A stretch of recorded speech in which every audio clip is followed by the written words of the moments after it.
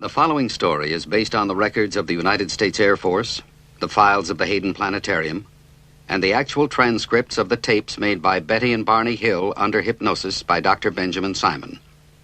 The purpose? To penetrate an extraordinary case of double amnesia precipitated by their claimed sighting of a UFO in 1961.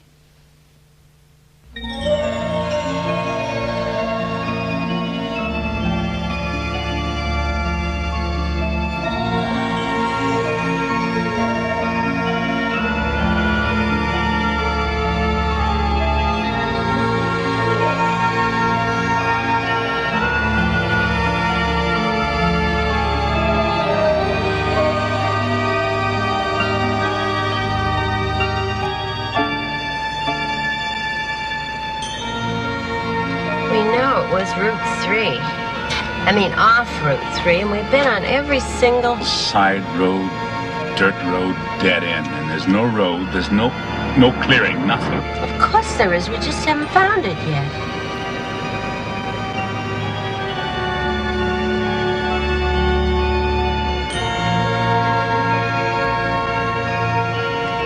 Left or right?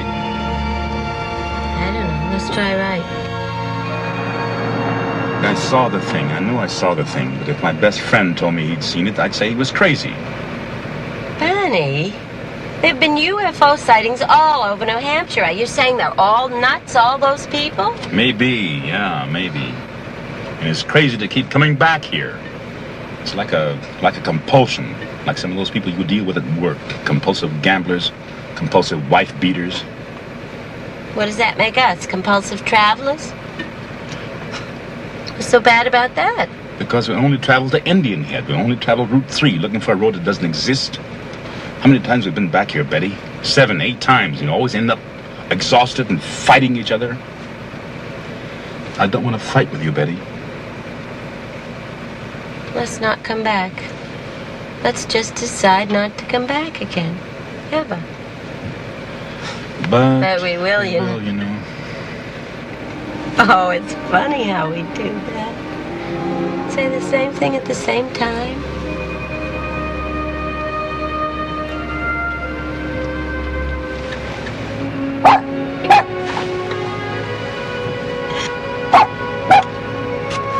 Just a little tolerance, that's all I ask.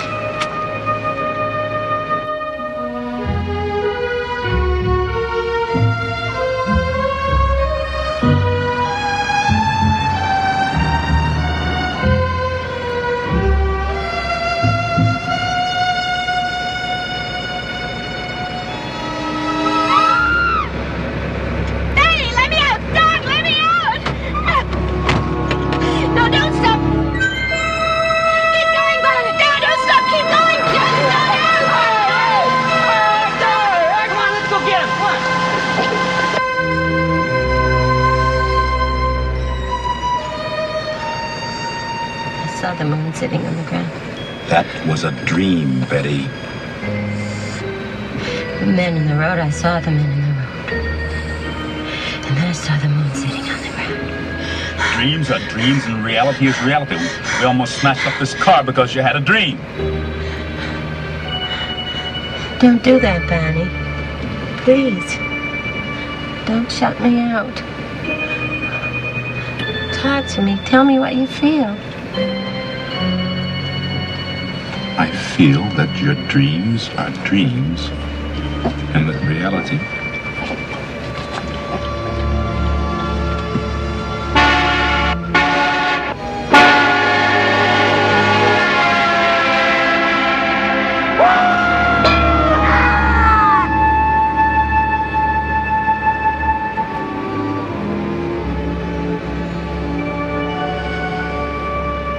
Is that reality? And every dumb kid in a leather jacket is out to harm you? What are you talking about? I wasn't scared, you were. Oh, don't do that, Barney. You were too. I saw your face before. And just now. I was brought up to be careful, remember? It's like an old, scratched, broken record playing inside of me.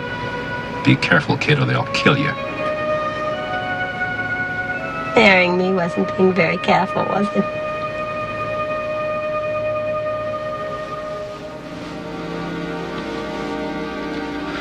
I loved you so much, I forgot to be careful. First time in my life, throughout careful.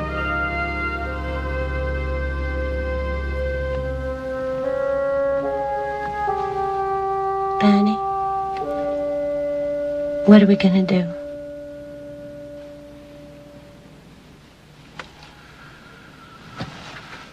How do I know this thing happened? How do I know I wasn't just seeing things?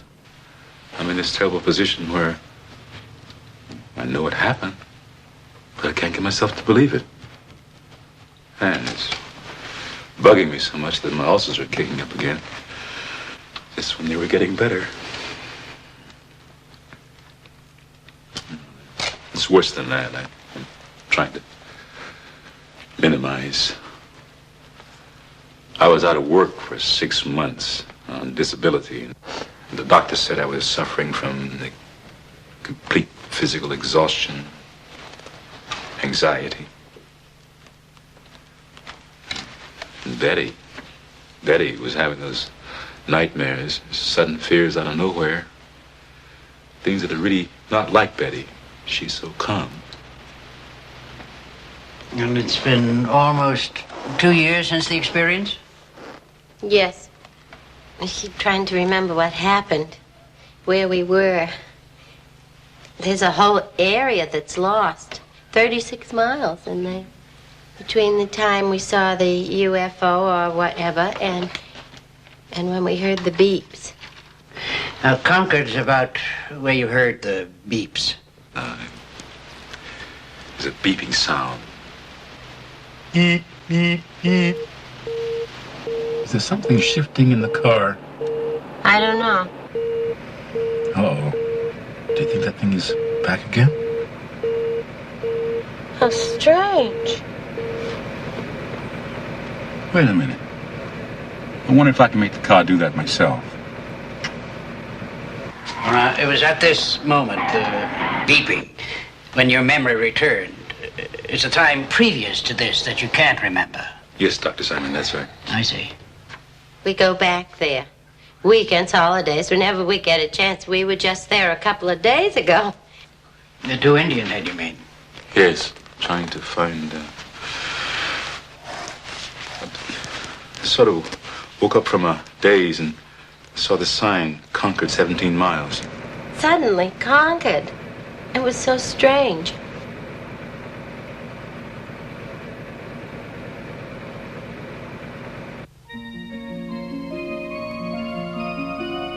Barney and Betty Hill began general history of their anxiety problems and amnesia, highlighted by their claimed sighting of a UFO at Indian Head 2 years ago. The Hills' clearest memory is their return home from the UFO sighting experience. Treatment is to be centered on their anxiety reaction with their apparent amnesia. Unidentified flying object, secondary matter. Major job is to determine treatment of patients in overcoming this unique case of double amnesia, most probably by means of hypnosis. Barney Hill, 39, works for the post office, is distinguished member of NAACP, and active in community affairs, Portsmouth, New Hampshire. Well-read, educated, IQ of 140. Previously married, 2 children. Suffers deep guilt about leaving marriage and children, but sees them as often as he can. Also suffers from childhood of racial strife.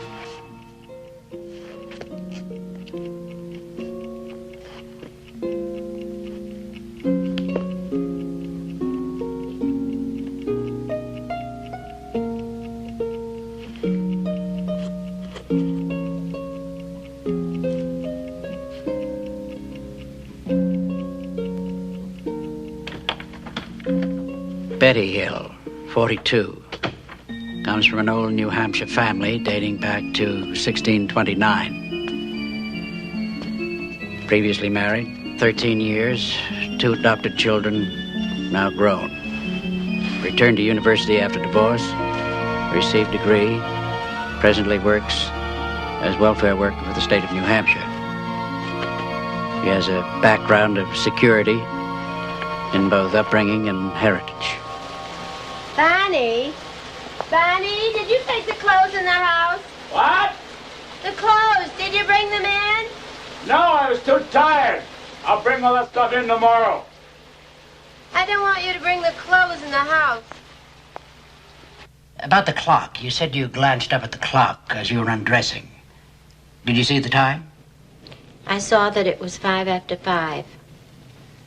Didn't register. I don't think Bonnie realized it either. Neither one of us realized till months later that it was that late.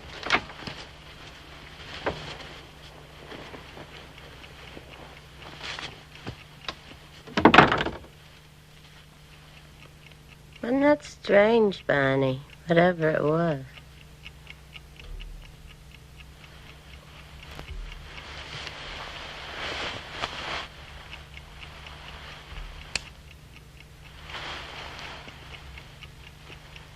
Tops of my shoes are scuffed. What?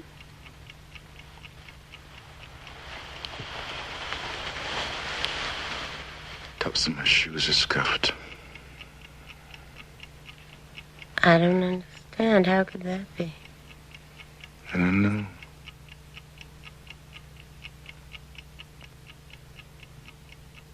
Now, Mr. Hill, when you woke up the next morning, did you experience any particular discomfort on your groin? No. It was there. I could, just had a feeling. But there was no pain or anything. Well, how much later was it that the warts appeared? Oh. 2 months, I guess, before they actually appeared. Before I actually saw them. Because I had a feeling before they actually appeared. So he went to the doctor and he diagnosed it, and by means of electrolysis, he was able to get rid of them. Yes, sir. And you haven't been in trouble with them since? No, I haven't. I see. Please, continue.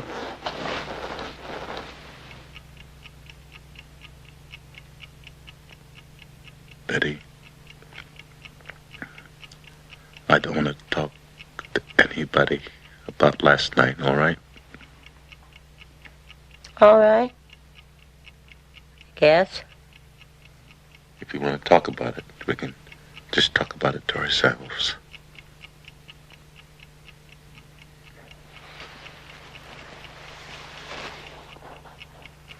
But we can't just not talk about it, you know. I know that. I want to talk about it to you. I don't like feeling alone with this thing. You're not alone with it, love. How could you be? We wondered about it, and we talked about it, and then I asked Bonnie if he thought we could draw what we saw. And he didn't want to do that. But Betty found a way to talk me into it. Well, I'm good at that. And then when the drawings were identical, well, Bonnie thought they were only similar. I wanted to call my sister, and Bonnie didn't want me to do that. He got angry. And then when she wanted me to check for radiation, Bonnie got really upset. Where's the compass? Where's the compass? I don't know what you're talking about, Betty. The compass, where's the compass? I don't know where it is. How am I supposed to know where the compass is? Come on, Bonnie, you're a big help. It's in the drawer where it always is. Why don't you look before you ask? It's always there in the same place. Betty, listen. I think you're getting too excited about all this, and I think you better calm down. I think we just better forget about all this. Bonnie, would you please come outside and look at the back of the car and see what happens to this compass? Janet says a compass works like a Geiger counter. And if the car has any radiation... Oh, Betty. It's all so ridiculous. A car is made out of metal, and any metal would attract a compass. The compass just went crazy. Near the trunk, the spare tire. Not near the battery, or where you'd expect it to. And there were these strange, shiny spots on the back of the car. I finally got Barney to come out and look at them. I figured if I humored her and looked, she'd calm down. Well, did the spots stay on the car? No, they disappeared. They didn't disappear. At least not right away. What happened is that when I had the car washed, they stayed. All right. Now, let's go on. Janet, it went crazy. Yes, the compass, and there are strange spots on the back of the car. I couldn't call anybody. They laugh at me. No, I'd be embarrassed, and Barney and I decided not to tell anyone, not anyone else. Were you able to deal with that, to live with that? Yes. Well, yes and no. You see, so much of our life was so happy. We'd only been married about a year, and so many things were new, especially for Barney. Why especially for Barney? Well, the only change in my life was that I was married to Barney. I lived in the house where I'd lived for years. I had the same job and the same friends. But for Barney, everything was different. He lived in Philadelphia in what was really an all-black society. And here in Portsmouth, it's pretty much an all-white society. It wasn't just a new marriage for Barney. It was a whole new life, new friends. Barney makes friends so easily. Our best friends then were Jack and Lisa McCraney. Jack's a lieutenant colonel at the Pease Air Force Base, and he and Barney just hit it off. I knew Barney wanted to tell Jack about what we saw. He kept putting it off. But I finally came out with it. The sighting, if it was a sighting, was still gnawing away at me. The sighting itself? No. Whether or not there was a sighting, and whether or not we were seeing things. And Jack just confirmed my suspicion. He said in so many words that anyone that said they saw a UFO was nuts. And that only made things worse, you know. They were our best friends. They were around all the time. We could talk to them about anything at all, except UFOs. That subject was just plain taboo. And those terrible dreams were starting. Had you told Barney about your dreams yet? I'd mentioned them. He had so little time. Barney was working nights in Boston. 60-mile drive back and forth. We were, except for weekends, we were sort of passing in the hallway. It's the moon, you idiot. What are you barking at the moon for? Yes, well, I imagine they were long nights for you. Hard on you. Very long. I keep saying this, though, you know, that we were having so much fun. Barney had joined the Toastmasters because he thought he couldn't speak in public. And he found out he could. Then he found out he could make people laugh. The house was filling up with old joke books and old routines on records. And he'd spring them at the worst possible moments. Not so fast, Rodriguez.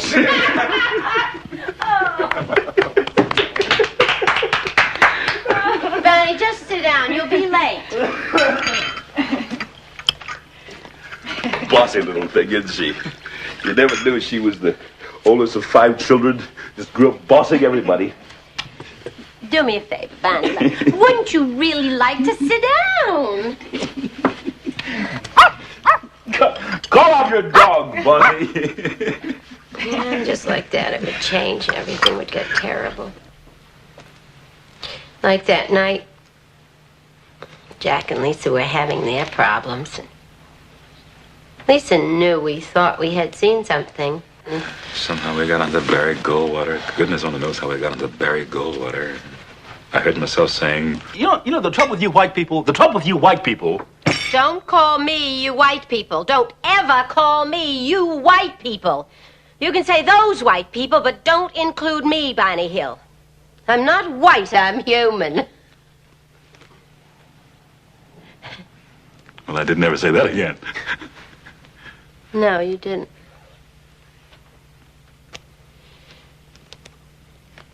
And then they were getting ready to leave, Barney, too, because he had to be at the post office by 9. And when they all were saying goodnight, you could have cut the tension with a hatchet. My fellow citizens, let no one doubt that this is a difficult and dangerous effort on which we have set out. The path we have chosen for the present is full of hazard, but it is the one most consistent with our character and courage as a nation and our commitments around the world. And then Barney came back. He said he was going to call in sick. He was so worried, and he was just lying there with this white cloth over his face to help his headache. Better? Not much. Barney, I want to ask you something. I can't, not with that thing over your eyes. It was your idea. This probably isn't the time, anyway. But I really wanted to ask you. Listen, Betty, I was just listening to the news. Barney, I said I wanted to ask you something. This is important, Betty, really important. If they actually do start shooting missiles. Who? Nobody's going to start shooting missiles, Barney. If they do, and we're not together, if I'm at work and can't get here, now listen to me. What I want you to do is make your way to your mother's house. Now manage to get there. Is that clear? Yes. Yes, sure. Good.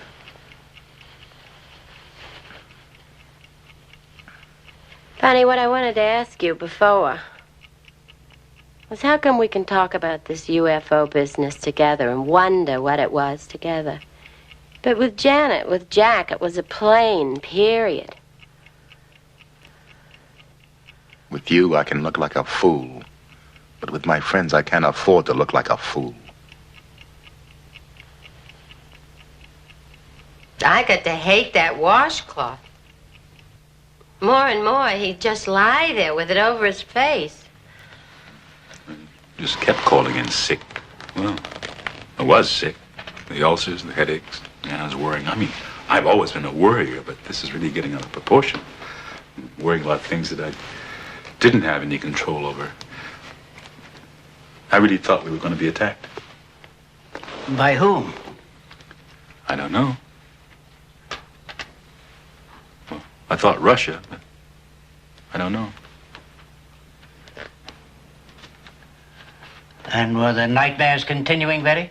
Yes, on and on. I started writing them down. I'd get up in the middle of the night and write till I was exhausted. I had done that before. When things upset me, I would write them down. It would help. You still have a copy of those dreams? Yes, I stuck them away somewhere. You know, that's funny. I'd forgotten I wrote them down. Because I'd like a copy of them, if you don't mind. Oh, sure. I'll look for them. And it was about this time, Barney, that you went to see the doctor, and he suggested that you take a rest, take a sick leave. Yes, it was about this time. So, I just started staying home, trying to relax, work in the garden, read, stuff like that. The kids came more often. I could see them more often. They really liked Betty. I mean, they got along well with her. They really loved her. Because I used to tease her. I told her that it was her cooking they loved. But, mainly I was just lying around and reading UFO books.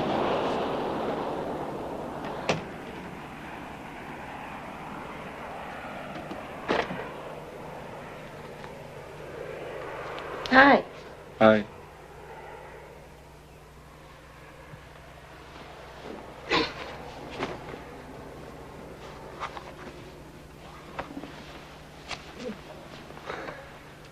What's the matter? You upset?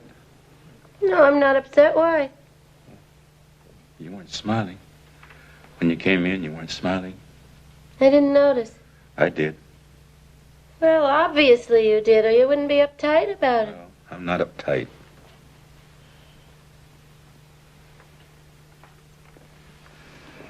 Sorry about that. I'm uptight. What about? Well, if I knew I wouldn't be lying around this house all day, would I? Wouldn't be reading these stupid books. My eyes are folding in until... What?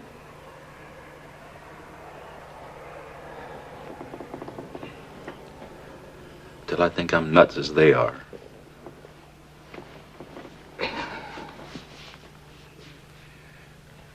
When I asked you to marry me, you said you wanted a psychiatric evaluation. But don't laugh, you may have been right. Oh, what do you mean? I mean that your instincts may have been right. You may have sensed something. Oh, no, my love. Oh, no, you didn't understand. It wasn't you I questioned, it was me. And I couldn't tell you. Tell me what? I still can't. Listen, don't you know by now you can tell me anything?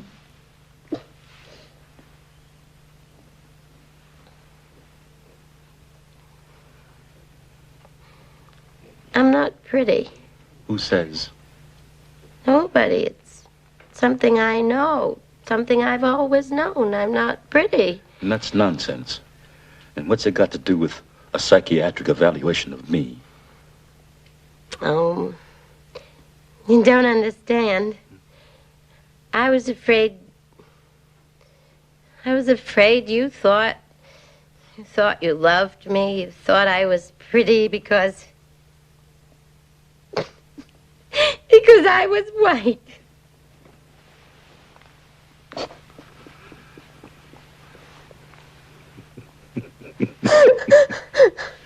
Hey, that's like me being afraid you didn't love me. You only loved my beautiful black body. Well, I do. Oh, well, there's that too. You're right. You're not pretty. You're beautiful. And I see the whole world, Betty. I see every bit of beauty in the whole world in your face. No. I see you, Betty. I see you.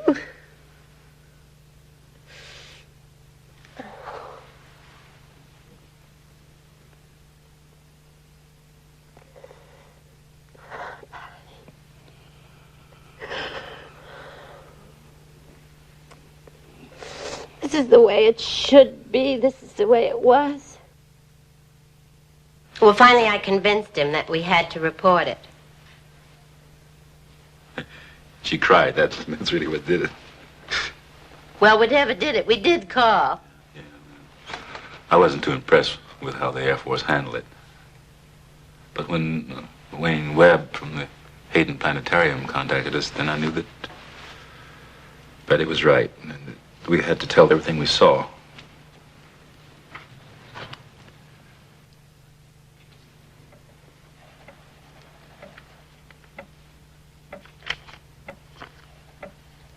No need for you to be concerned. No need for you to be worried. You are deeper and deeper asleep. You are deep asleep. You will remember everything, and you will tell me everything. It is now September 19th, 1961. You will remember everything, and it won't trouble you. Your memory is sharp now.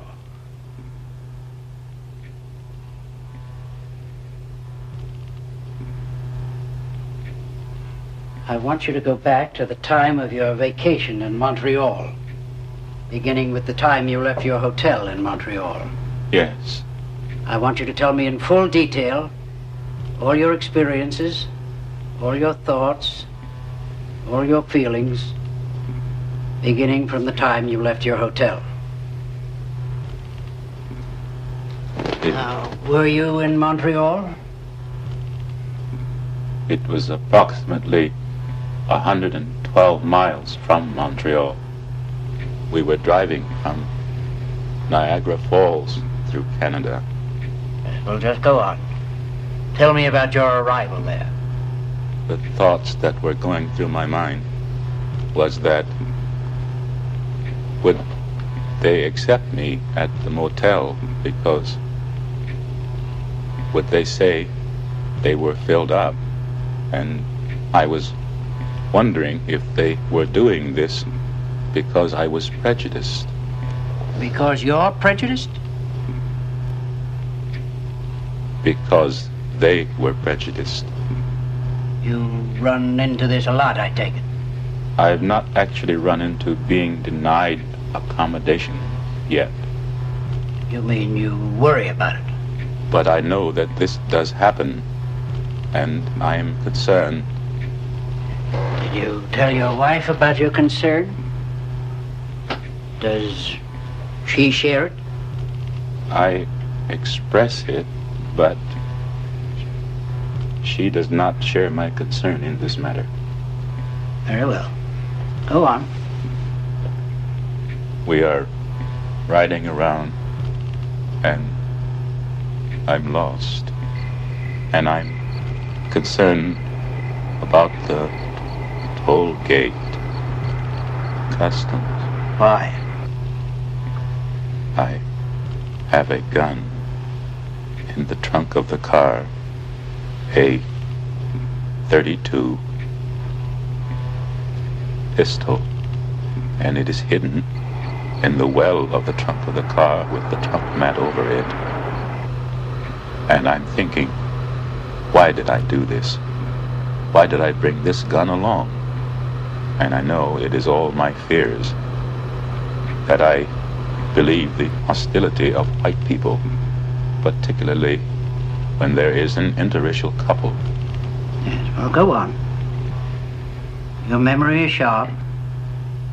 Where are you now?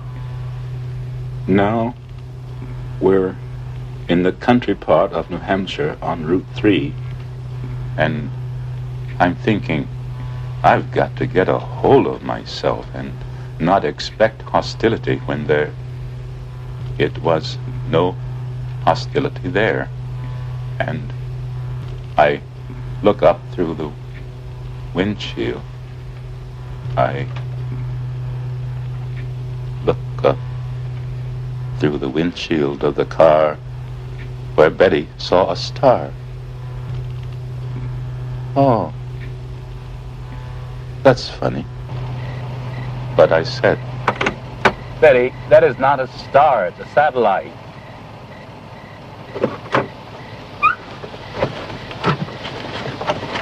Come on, Dulcie, let's get up. Hurry up, Betty, so I can see. It's not a satellite, it's a plane. Bonnie, what kind of a plane is that? What kind of plane was it? It is right over my right, and it does not go where I thought it would go. Bonnie, I'm asking you a question. What kind of a plane is that? Oh, that's funny. It was funny. They're coming around toward us. They're changing course. Just a Piper Cub. Bonnie, it's not a Piper Cub. You saw a small plane. Bonnie, that's not a plane. It's still following us. Bonnie, where are you going? I just want to see it. Still there. It's coming closer. It is not. It is not coming closer. Just way up there. Betty, what are you trying to make me believe?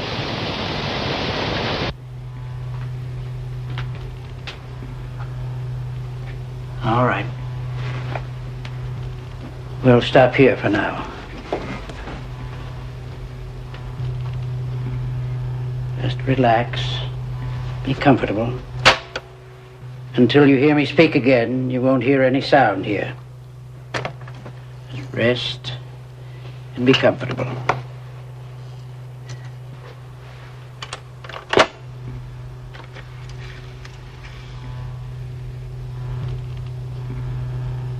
All right, you may proceed now. And I am wondering, why doesn't it go away?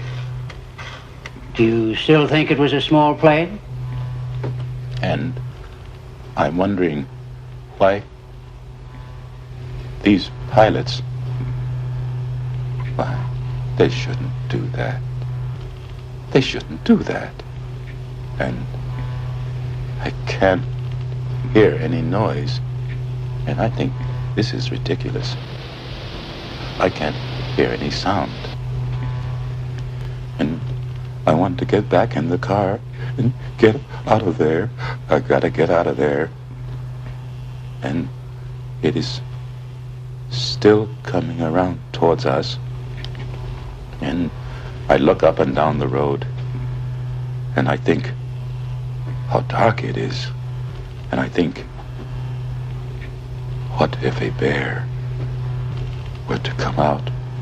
And Betty is looking. I think she said, and I'm mad with her.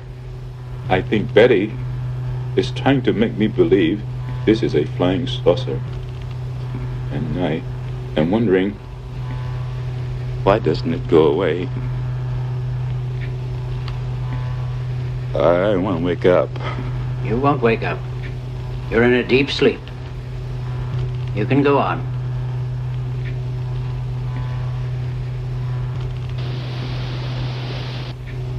It's right over my right. What is it? I gotta get out of here. This won't trouble you. Go on. You're remembering everything now. And I try to maintain control so Betty cannot tell that I am scared. Oh, I am so scared. Go on. This won't hurt you. Experience it. It won't harm you now. I gotta get my gun! I gotta get my gun! I gotta get out of here! I gotta get my gun! I gotta get my gun! Take it.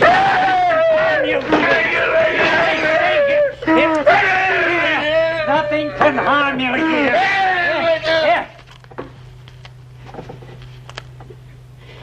You're in a deep sleep. You can remember nothing.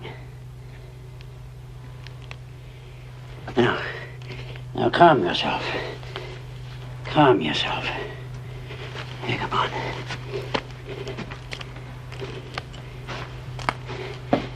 Now come on back. And sit down.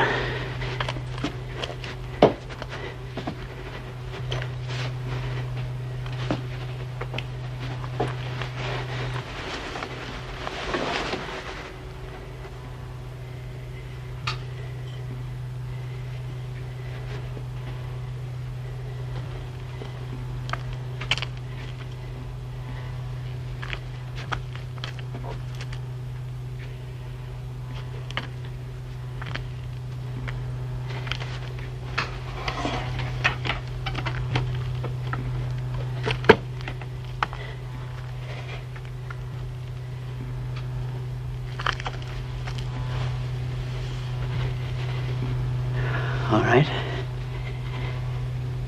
You can wake up now. You can remember everything. Just go on remembering. There's no need for you to cry out. You're calm now. You still feel you have to get your gun? Yes. It meant to harm you, you felt? Yes. And I open the trunk and I take it out and I put it in my coat. And I look and I say, I'm not afraid. I'm not afraid. I'll shoot it down. And I run out across the road. And there it is, up there.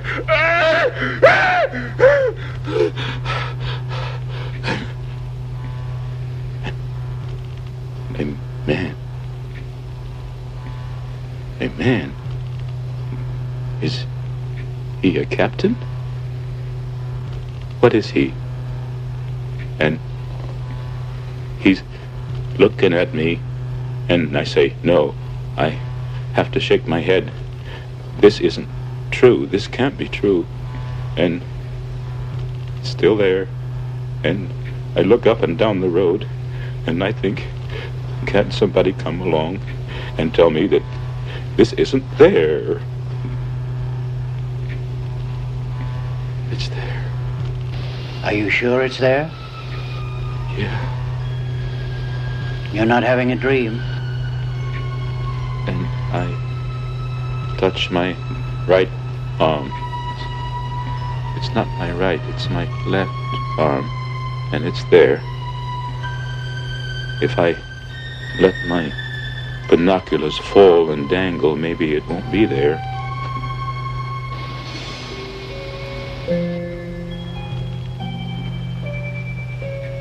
But it's there. Why? What do they want? What do they want? And this one person looks friendly to me. He's friendly looking. And he's looking over his right shoulder at me, and he's smiling, and he's friendly. But the other one, with the evil face, he looks like a Nazi. He's a Nazi. Did he have on a uniform? Yes. Did they have faces like other people? His eyes are slanted. Oh. His eyes are slanted. Oh. I feel like a rabbit. What do you mean by that? When I was hunting for rabbits in Virginia, this cute little bunny went into a bush that wasn't very thick, and my cousin Marge was on one side of the bush, and I was on the other with a hat, and this poor little bunny thought he was safe, and it tickled me because he was just hiding behind this little stalk that meant security for him. And I pounced on him and threw my hat on him and captured the poor little bunny that thought he was safe.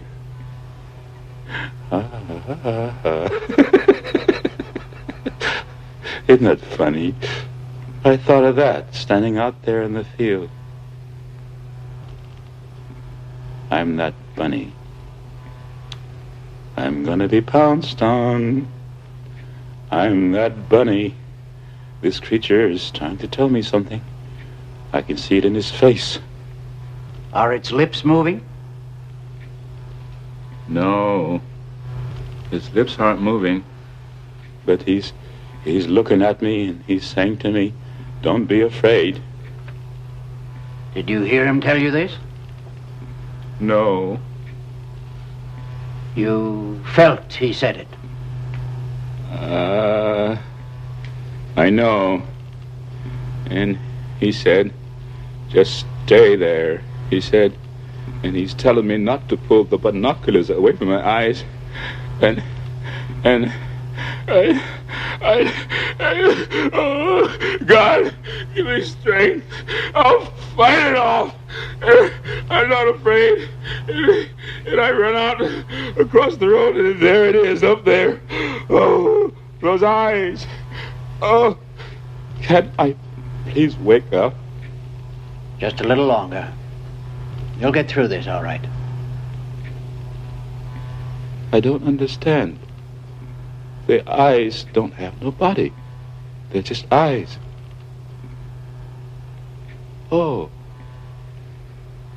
that's what it's got to be.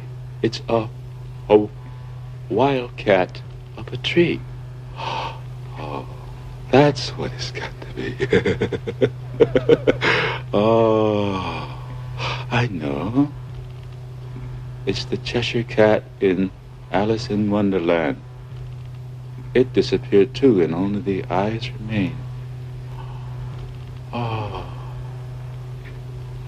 You don't seem to be frightened anymore. No, they're not gonna do anything bad. Just floating about. I'm that bunny. I've been captured, but just floating about. It's so ridiculous, isn't it? Oh, really funny. I wonder where they come from. They're not gonna do me any harm. I wish I could go with them. Oh, what an experience to go to some distant planet. Maybe this will prove the existence of God. Isn't that funny? To look for the existence of God on some other planet.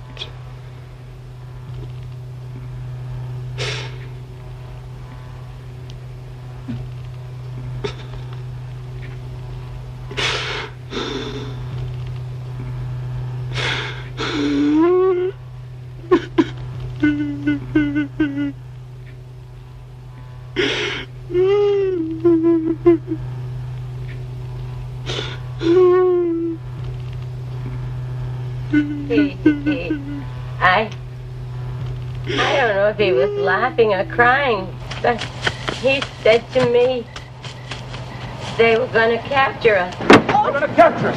We gotta get out of here. Look out, you can see them. They're right overhead. They're right directly over our car. They're out there. I don't see anything. It's all black. I don't see them.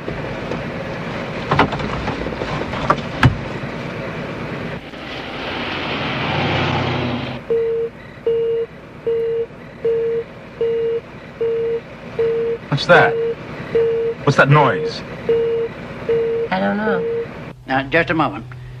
This was the first series of beeps, when your amnesia begins. I don't want to. There was the second series of beeps, when your memory returned. I don't know. Well, you will remember, clearly.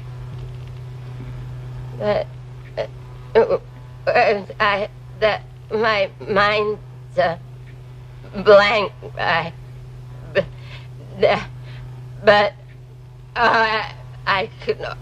I almost remember. You can remember.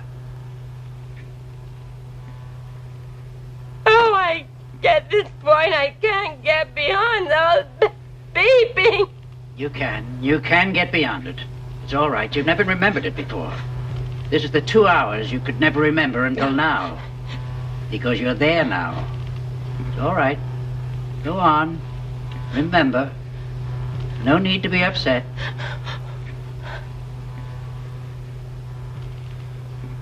I'm not supposed to. Not supposed to? Who told you you're not supposed to? They did. All right. You're calm. Calm.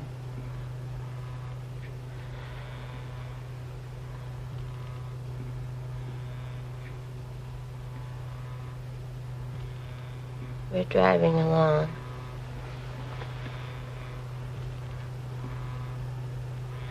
I don't know where we are. I don't even know how we got here. Barney and I, we were driving. I don't know how long. I don't know how long.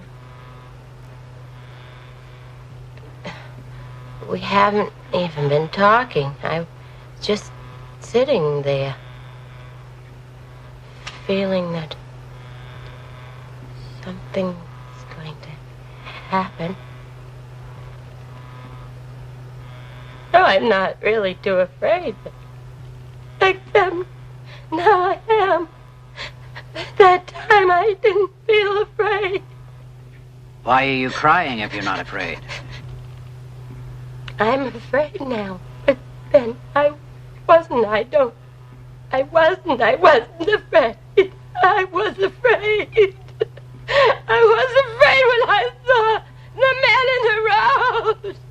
The men in the road? I've never been so afraid in my life before. Tell me about the men in the road. It's all right. You're safe here. Tell me about the men in the road. Betty, don't fall asleep. I want you to stay awake so you can remember. Tell me about the men in the road.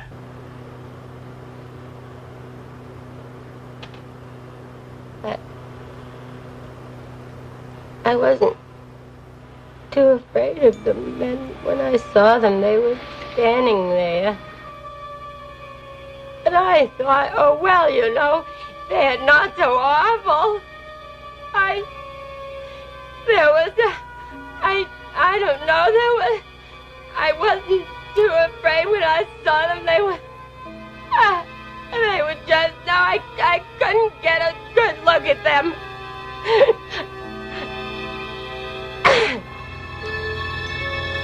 Maybe their car's broken down. What are they doing here? And then they started coming toward us. And then when they did that, I got really scared. And Bonnie tried to stop the car. And when this... What was that? I didn't hear that. I thought if I could just get my hand on the door of the car and open it, I can run into the woods and hide. And Bonnie is yelling. They're going to capture us. They're going to capture us. They're coming closer. Oh, my. Oh. I just put my hand out. I put my hand on the door of the car. And I'm going to open it. And they open it for me. They open the car door. This man. Now there's two men behind us. So there, 1, 2, 3 men. And there's 1, 2 more men behind them.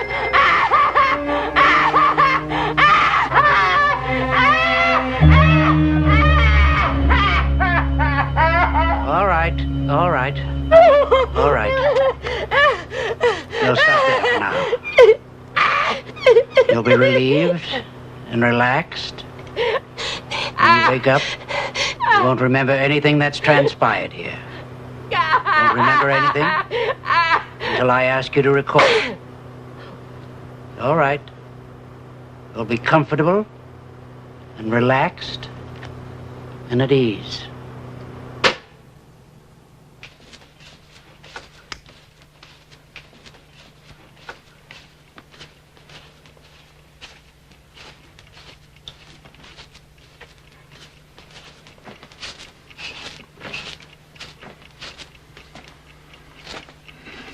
Oh, the beautiful people. Don't do that. The Kennedys don't giggle. What about? You got no class, girl. Don't give me that talk about your Mayflower ancestors. Now, how could I go and marry a girl with no class? No, Betty, no. Not that, no, Betty, not that, no, anything but that, no. Serves you right. No class. You're really feeling good, aren't you? Yes, I am. Just minutes. I really feel good. I come out of those sessions, it's like a weight lifted. And I don't know what the weight is, but something's working, because there are these minutes before it all comes creeping back again. With me, it's a day or so. And then I can't wait for the end of the week to get back in there. Like today, at lunch, I felt so cool I had an onion with my hamburger. Barney, you know we said we wouldn't eat onions unless we both had them. Oh, I'm sorry. I forgot. I'll get you one. What? I'll get you an onion. Oh, I don't want an onion, you lunatic.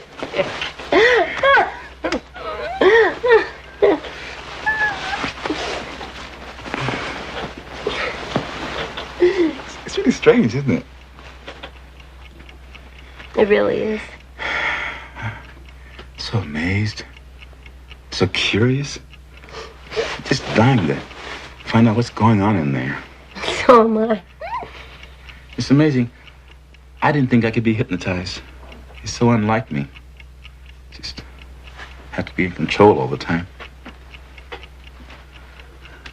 But hey, I walk in there and bang! I guess I trust him. Me, Barney Hill, trusting somebody. Except me? In him. Yeah, it's funny. I trusted him right away. So did I. Oh, yeah, but you're used to trusting people. You know me. I'm not paranoid. It's just the whole world is out to get me. Especially boys with ducktail haircuts and old ladies. Old ladies?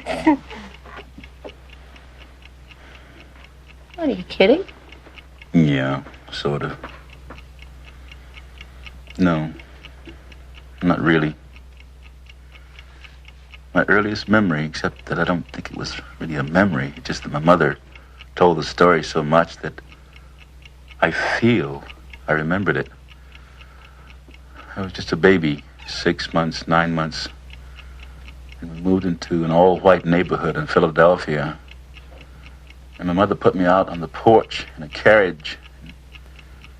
She came out just in time to see an old lady sneaking across the porch with a pot of boiling water, and she was going to dump it on me. Oh. Yeah. You're not crazy. Well, I don't know. Maybe it didn't really happen, but I grew up on stuff like that. All those summers in Virginia. I remember my uncle and all the men on the farm sitting up on the porch all night with their loaded guns. All night because they were coming. They said they were coming, but they didn't come. I know. No. I don't know. Well, there's no way I could ever know, is there? No, thank God. My fears? You know, it's odd. My fears aren't ever of the real. No, it's what I don't know. The unknown. Death. Lost time and... Really. The unknown. It's not that frightens me. It's not being in control. The idea of not being in control.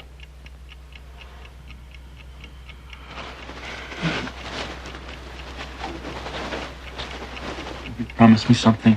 If I get a stroke, something like that paralyzes me so I can't... Would you put a pillow over my face? That's not fair, Barney. Barney, that's not fair to ask me a thing like that now, to ask me to promise. All right, don't promise now, but if. Just decide then, knowing. Okay, I'll decide then, when you're 102. It runs in the family, you know, strokes. And I truly am scared. I would have told you about that and asked you about that before, but I didn't want to frighten you. Will you be all right? No. No, I wouldn't be all right. Oh, baby, don't cry. I didn't mean to make you cry. Yes, you did. You did. fine. We were laughing. We were fine. You had to spoil it. You had to.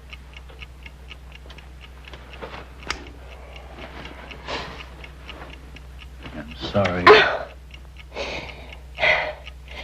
I know. So am I. Oh, we're always sorry. We keep right on doing it. And we're sorry. Why?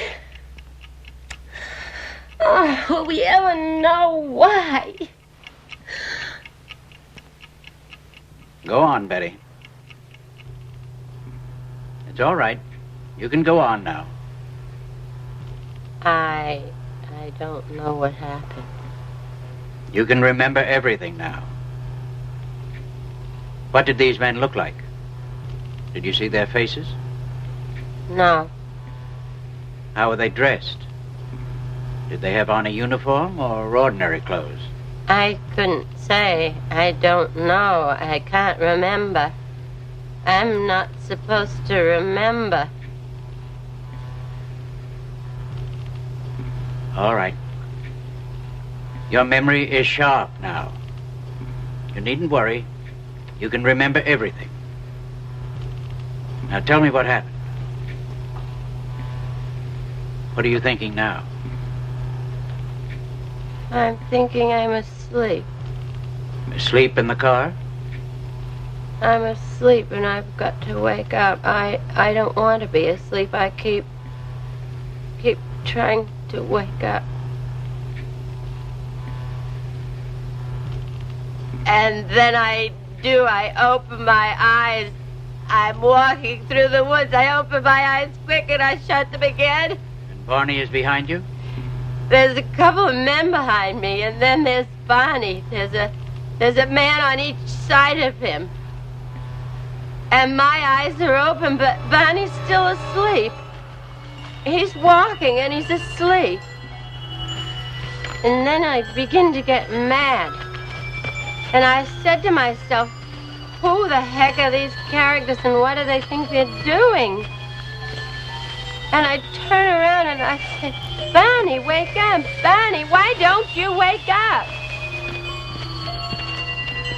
And I'm getting really annoyed at Barney. And I say, Barney, wake up. Is Barney his name? And I wouldn't answer.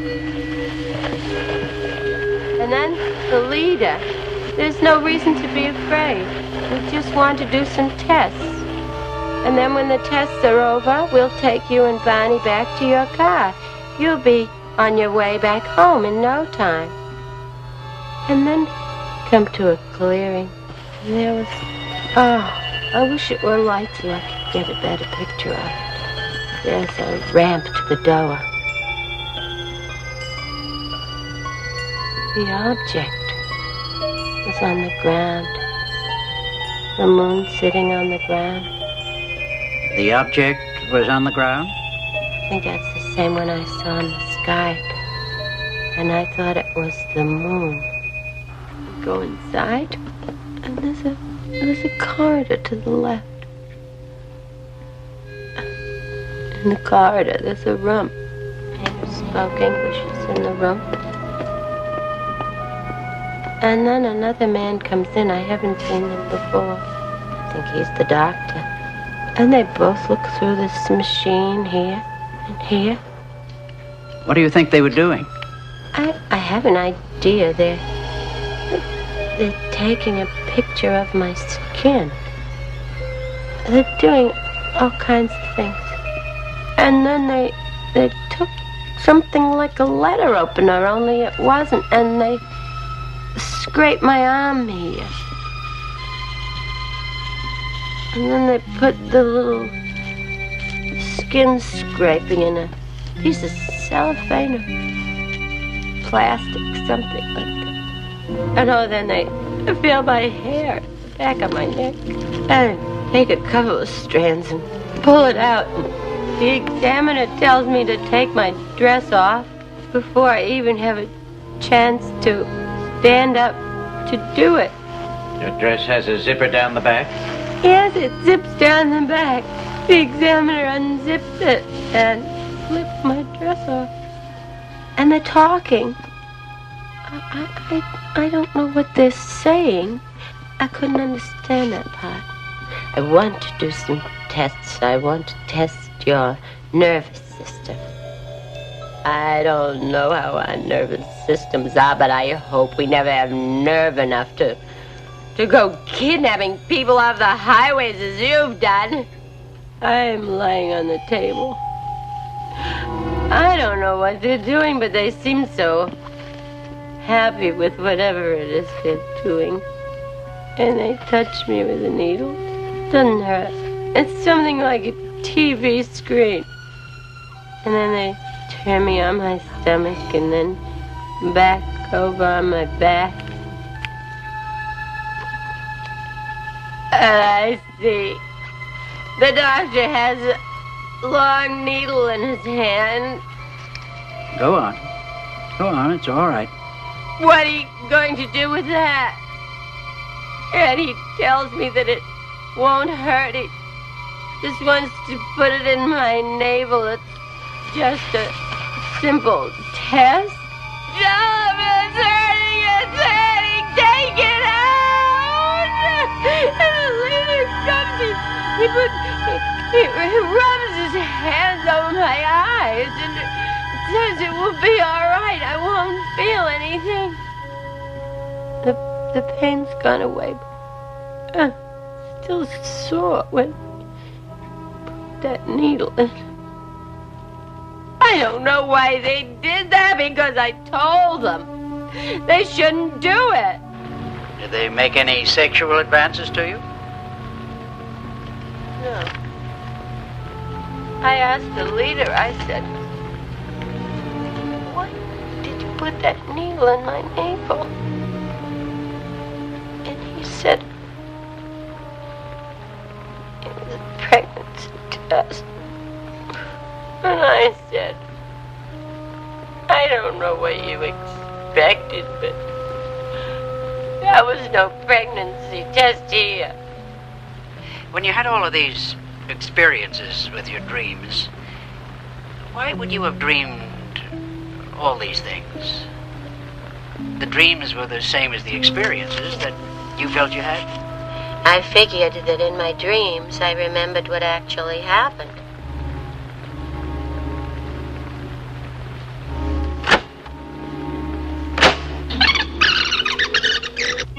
Did these men speak to you? Only the one I thought was the leader. What kind of language did he use? He did not speak a word. I was told what to do by his thought, his thoughts. And I was always aware that somehow there was something peculiar, which is the absence of a mouth. There seem to be indications that a great deal of the experience was absorbed by Barney Hill from Betty, in spite of his insistence that this was his own. And there are definite indications that her dreams had been suggested as a reality. The implications are self-evident. Go on, it's all right. And so then I asked him where he was from. And he asked me if I knew anything about the universe. And I told him, no, I knew almost nothing. But don't judge this country by me. There are people who do know all about the stars. And there was this one big circle, and it had a lot of lines coming out from it. And then to another circle, quite close, but not as big. You think you could draw the map? Yes, I think so. He said these were places they went to occasionally, and the broken lines were expeditions. And I asked him again where his home port was, and he said, where are you on the map? And I looked. I laughed and I said, I don't know. And he said, if you don't know where you are, there isn't any point of my telling where I'm from. Or did they actually speak English? I've been telling myself I heard them in English with an accent, but I don't know. Could it have been thought transference? No. I knew what they were saying, and they knew what I was saying, but if it... I knew what they were thinking. I knew what they were thinking. And I said, you promised I could have the book. And he said, I know it, but the others object. And I said, but this is my proof. And he said, that's the whole point. They don't want you to know what happened. They want you to forget all about it. I won't forget about it. You can take the book, but you can never, never, never make me forget.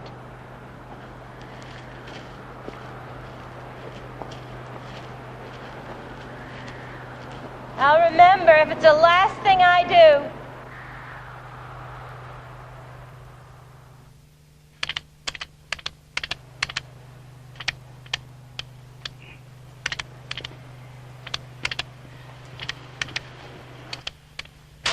Why do you think they were examining your skin?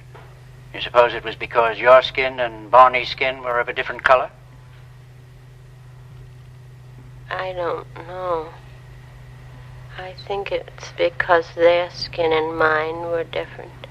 And I started to get out of my car, and I felt myself supported by two men, and my eyes were closed. Now, just a minute. Didn't Betty tell you this? No, Betty never told me this. But didn't she have dreams of this and talk to you about them? Betty said that we were inside a UFO in her dreams, not how we got there. Yes, but didn't she tell you that you were taken inside? Yes, she did. Well, then she told you everything that was seen inside, about being stopped by these men? No, she did not tell me about being stopped by the men.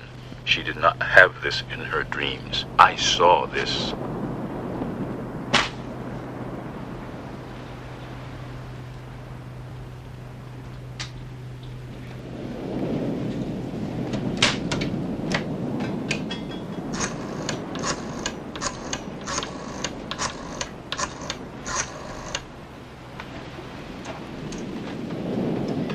General Davidson, please. Jim. Ben. Look, I've got a problem. As I see it, there are four possibilities. One, they're lying. Now, I can discount that because they're honest people, high integrity. Two, it was a case of dual hallucination. It's improbable for reasons I won't go into.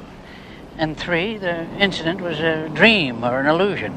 Now, this I intend to explore further. What makes you think it was a dream? Well, I didn't say I thought it was a dream. I said I'd explore it further. You know, I remember you saying exactly the same thing about a young lady in freshman biology, that you thought you were in love with, that you wanted to explore that. All right. Now, the reason I'm going to explore it further is because a background existed. A sensitized background existed on which a fantasy could be imprinted to be experienced later as a dream. Now, hold it, Ben, you lost me. Yeah, well, forget about that. I can't discuss the personal aspects of this. But what I really want to know is the sighting of a UFO probable? More important than that, has there ever been an actual case of an abduction aboard a UFO? Is that possible? Do you want the official Air Force position, or... Well, I want whatever you can tell me. All right. The official position is, we don't know. Now, you think you could take that a step further? Yeah, but not too much. Because each year, after investigating about 1,500 reports of UFO sightings, we've come up with a 95% explained natural phenomenon. I mean, balloons and things. Balloons, weather inversions, kooks, and 5% unexplained. Now, that unexplained is never denied. We just file it under the heading of insufficient data. But Ben, as a friend, I'll tell you, I wonder about that 5%. There are just too many reports, good people, sound people, and we can't seem to find any answers that make any sense. So as for the sightings, yeah, I really wonder about them. But for an actual abduction, now that I never heard of. And offhand, I'd say that it's Extremely unlikely. No, I'm not saying that. What I'm saying is, I think a sighting is possible. But an abduction? Ben, I'd have to have an awful lot of proof, an awful lot of facts. So you're saying that without the facts, you'd consider it highly improbable, even impossible? Yeah, Ben, that's what I'm saying.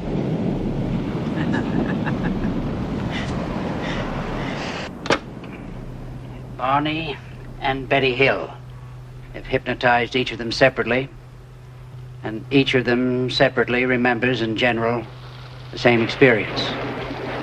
I suspect that in this stage of therapy, the sighting of an object, which could possibly be a UFO, triggered an externalized fantasy, a fantasized trauma which the Hills have projected their inner turmoil. I just had a hysterical thought. What if Dr. Simon were a spaceman? Oh, Betty, don't be ridiculous.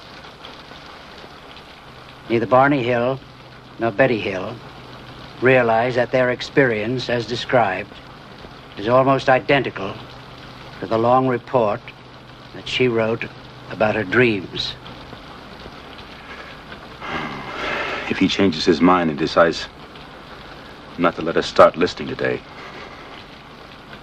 Of course he's gonna let us listen. He said so. Oh, Barney, don't be ridiculous.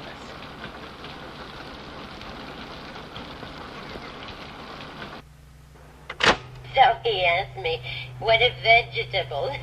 I just couldn't explain what vegetables are. And he said, was there one kind I liked? And I said my favorite was squash. And he said, tell me about squash. So I said it was yellow usually. And he said, what's yellow? And I started looking around the room. And I couldn't find anything yellow at all. Now, I want to read something to you. He asked questions. What did vegetables look like? My favorite one, squash. What did it look like? I tried to explain the color of it and looked for some yellow coloring in the room, but could not find any. It's from my dream. What I wrote down. Yeah, well, now, I want to explain something to you that you probably know already. The rules that operate for the conscious mind don't operate for the unconscious mind. Things are and are not all at the same time. Now, under hypnosis, what a subject believes determines what is truth to him. Wait a minute. Would you say that again? Well, in other words, what comes out under hypnosis, you believe to be true. It is true for you. But a fantasy or a dream can be as true for you as reality. I said I hoped that somehow we would meet again. Maybe he would come back. And he said, well, he would try. And then they all turned and started to go back. And I get up to the car, and Barney's inside, and I say, come on out and watch him leave. Don't be afraid, Delcy. There's nothing to be afraid of. And so we're watching them leave, and it starts glowing, getting brighter and brighter. It's a large ball, a big orange ball, and it's glowing and rolling just like a ball. And I'm so happy. Suddenly, the ship became a bright glowing object, and it appeared to roll over like a ball, turning over about 3 or 4 times, and then sailing into the sky. There's one thing I don't understand. Suppose it was a dream. Could we have both had the same dream? Well, that's an aspect that's been puzzling me, and no, I don't think it could. At first I thought, because because Barney was more ready for a trauma that he had transferred a fantasy to you. Then I thought, because it seemed more likely that you had transferred your dreams to Barney. Because Barney is more susceptible. Well, I'm not quite sure how to take that. But I'll tell you something. I don't really care if it's a dream or real, because the longer these tapes play and the more we listen to them, deeper and deeper we get into it, I feel as though something is being lifted off my shoulders. And it's better than suffering with it, you know. All those anxieties and wondering. That's the whole point. The point is to relieve the anxieties. How do you feel now, Betty? I feel fine. I guess it was just the fear of the unknown had me so scared. And I don't want to be operated on. You don't want to be operated on. What makes you think of an operation? Oh, I just remembered something. I don't know if I went into this detail or not when I was hypnotized. What detail? Well, as I was listening to myself... Oh, I don't know. Maybe it's just psychological. I don't want to hear any more of that for a while. What detail? As I was listening to myself, I remembered what they examined my drawing with. It was a circular instrument, and they pressed down with it. You know that small ring of warts that developed in an almost geometrically perfect circle around my groin? Since the therapy began, it's become a little painful and inflamed around the whole area. And I was wondering, those warts originally appeared way back in 1962 when I had no conscious memory of the events aboard the craft, right? Now here it is, 1964, and they get inflamed. How's that possible? I don't know. It may still be part of a shared fantasy. But I just don't know.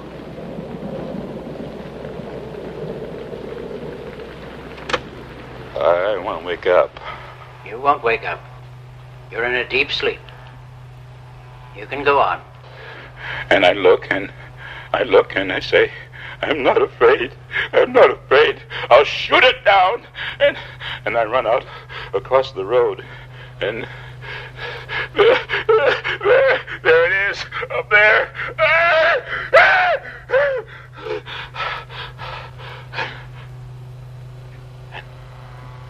And man, and oh, God, give me strength. I'll fight it off. I'm not afraid. And I run out across the road, and there it is, up there. Oh, those eyes. Oh, can't I please wake up? Go on. This won't hurt you. Experience it. It won't harm you now. I gotta get my gun. I gotta get my turn it off? No. I gotta get out of here. I gotta get my gun. I gotta get my gun. I don't like them putting their hands on me. I don't like them touching me. It's all right, Barney. Just be calm. It's all right.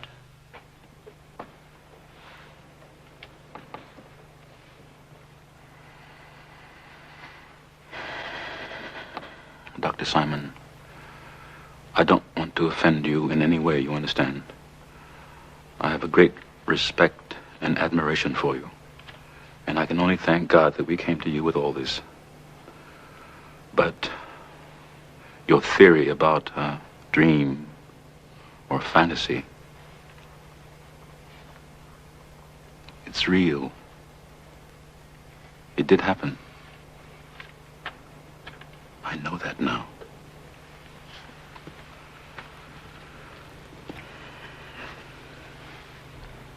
I know it.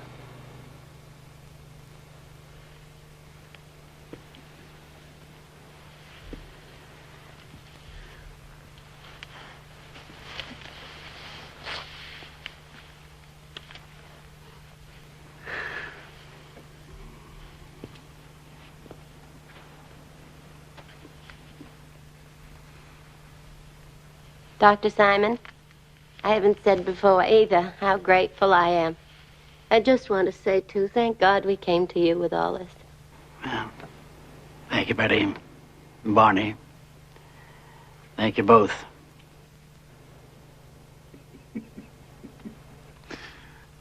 I had the feeling, listening, that I gave you a few bad moments there. Oh, I tell you. His little old heart went pit-a-pat a couple of times. You're a big man, Barney, and going for your weapon. Yeah. I had that gun in my coat the whole time. Can you believe that? Walking along, with my eyes shut. Scared little bunny rabbit. And a gun in my coat. And you didn't have a gun, and you're half my size, and you're telling those creatures off. Mighty Mouse. What in the world was I so afraid of? Betty, you haven't had a good time. Well, what do you think? You must have given it some thought.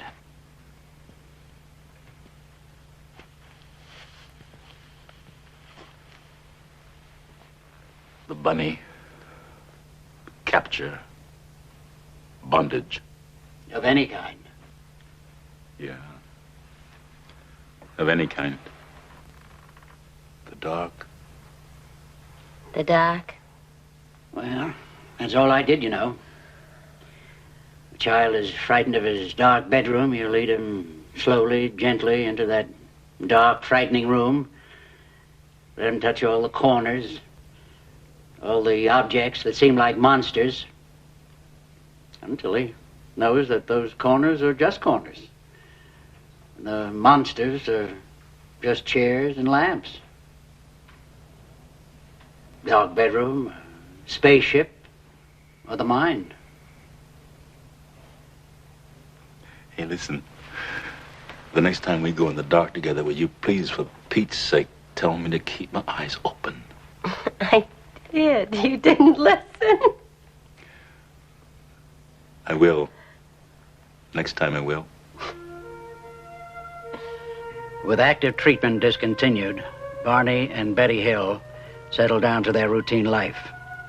Betty Hill's schedule as a social worker for the state of New Hampshire was both demanding and rewarding. Barney Hill continued in normal fashion at the post office department and increased his community and political activities. He served on the board of directors of the United States Civil Rights Commission, the NAACP, and the Anti-Poverty Program. As their doctor, I felt that their treatment had been successful. The primary purpose, to penetrate the amnesia in order to relieve their anxieties, had been accomplished. The question concerning the real or fantasized aspects of the trauma remains a question. Daddy, you were so silly. And I'm so proud of you. Oh, so proud.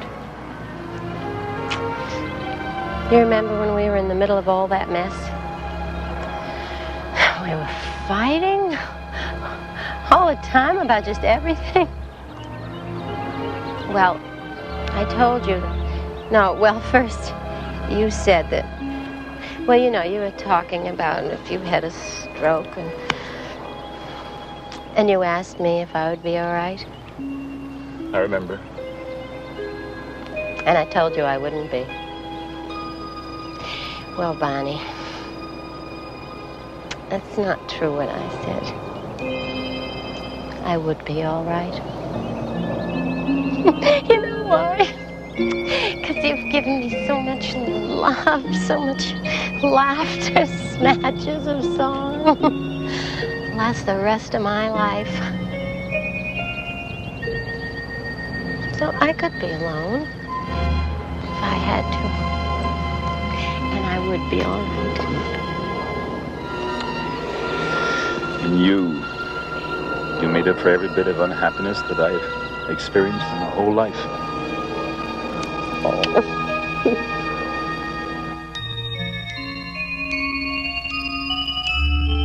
In 1963, under hypnotic suggestion, Betty Hill drew from memory the map shown to her aboard the spacecraft. Astronomers became fascinated, for what if the map corresponded to a pattern of real stars from an alien viewpoint? Astronomers reasoned that the majority of star systems likely to have life-supporting planets were located in the obscure southern constellation of Reticulum. Yet 3 stars in the cluster were unknown until 1969. No astronomer on Earth knew their position in 1963. But that same year, Betty Hill drew a map which contained these undiscovered stars. Astronomers at Ohio State University requested a computer to put them in their correct position out beyond the incredible double-star system of Zeta Reticuli 1 and Zeta Reticuli 2, 220 trillion miles, 37 light-years away from Earth, looking toward our sun. And the computer duplicated with virtually no variation the now famous map of Betty Hill.